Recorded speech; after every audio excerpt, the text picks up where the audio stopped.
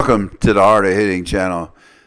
Today we got another little tidbit from Bob O'Brien, our resident instructor and guru here at the Art of Hitting channel. We were out visiting Bob at the winter camp for Softball Magazine at Viera, Florida, USSSA home, national headquarters on some of the greatest fields in the country. Bob was out in full force with Mario Foster and Paul Sadler, and these guys did a hell of a job instructing the campers, and I think they got well-deserved instructions from these pros. So we have put together Bob O'Brien's Drills for Success. Now, you never meant it like that, but when I saw you doing these drills, I thought these are fantastic. They're great. Everybody should know them.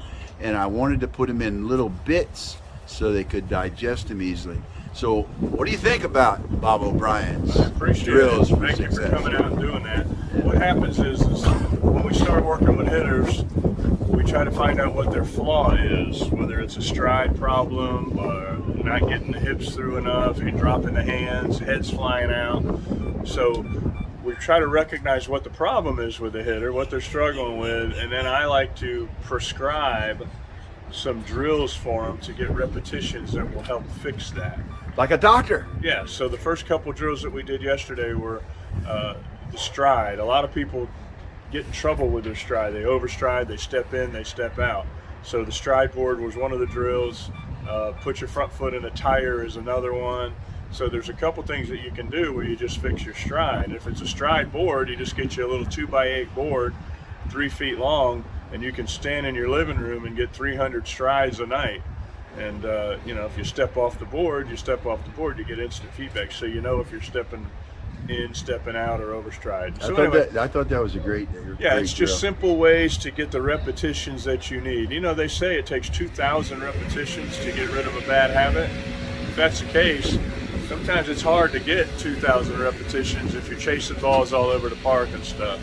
So if you get a tee and get you a net, have you a place you can do it, whether it's a garage or a basement or a backyard, you can get a lot of repetitions while you're at home. So the ones that, some of the ones you filmed yesterday were for the stride, for the legs, and then also for the hips. Yeah, I liked it. I like the concept of the 4 things that you need to focus on to be a good hitter. You want to review those 4 things: head, the hips. Yeah, it all starts with the ground. You got to get your feet on the ground. Nothing important happens till the front foot hits the ground. And like I said, the stride gets people in trouble. So you got to fix your stride. You just want to have a strong base that you can rotate upon. Next thing you got to do is get your hips through. You got to turn. You got to turn your body 90 degrees. That's all we're asking you to do is turn 90 degrees, get your hips in there. The faster you spin, the farther you hit the ball. So there's a couple drills that we did that were just for getting the hips through and helping you spin. And then later we've got some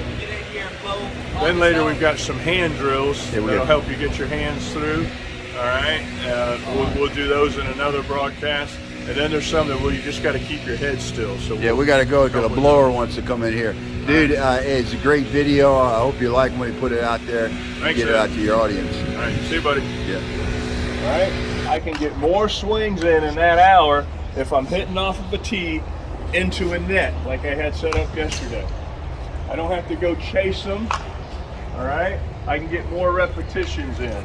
So when you're working on something, trying to fix something, the tee is great. If you can't do it off of the tee, all right, then we don't want to move on to the live stuff.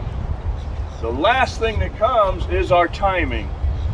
Live batting practice is very, very important, all right, because you're not going to hit it off a tee in the game, right? Somebody's going to pitch it to you and the ball's going to move and you got to time it. That's the last thing that we work on, is timing, all right? So Paul's at a level where he doesn't need to do any tee work. He's got somebody that can pitch to him. All right, he's got a place to do it, and he's got time to pick up the balls and chase them. All right. So tee work is very, very good again because you can control the barriers and work on specific steps. Mario? In furtherance of what Bob was saying, as well as what Paul is an advanced hitter. I don't know the skill level of each one of you, But when we step here, we have a presumption that the fundamentals are something we're going to break it down into, right? In the Army, we used to say by the numbers, step 1, step 2, so forth.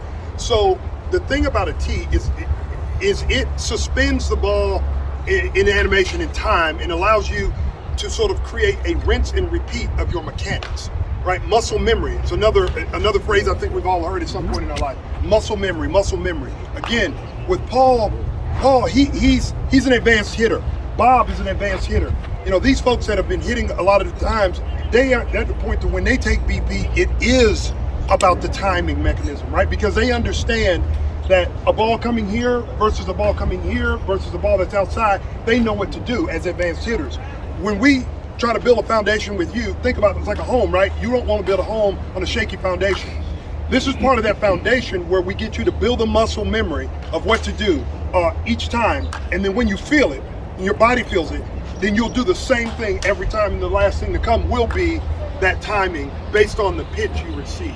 Hopefully It's a very good explanation. Does that do it for every? And Paul, just tee around. Don't just hit from one spot. Move the tee around so you get comfortable hitting high pitches, hitting low pitches, hitting inside pitches, and hitting outside pitches. All right, so just remember, outside pitch here, middle pitch here, inside pitch here if you're right-handed. All right, move that tee around so that your contact area is in the right spot. Or you can go ahead and try to pull that pitch and see what happens. All right, Nothing you're not going to good. get very good results if you try to pull that pitch. You'll see that pitch there is going to go to right field a whole lot easier. All right, so that's why tees are effective. I would definitely have one. If you're getting ready for a tournament, the week before the tournament, you need live pitching.